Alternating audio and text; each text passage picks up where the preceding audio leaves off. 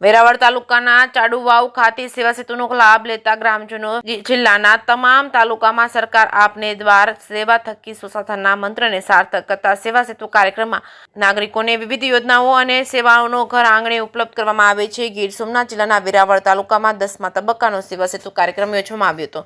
ચાડુવાવ ખાતે યોજાયેલા 10મા તબક્કાના સેવા સેતુ કાર્યક્રમમાં સરકારની વિવિધ યોજનાનો ચાડુવાવ અને આસપાસના ગ્રામજનોએ લાભ લીધો છે।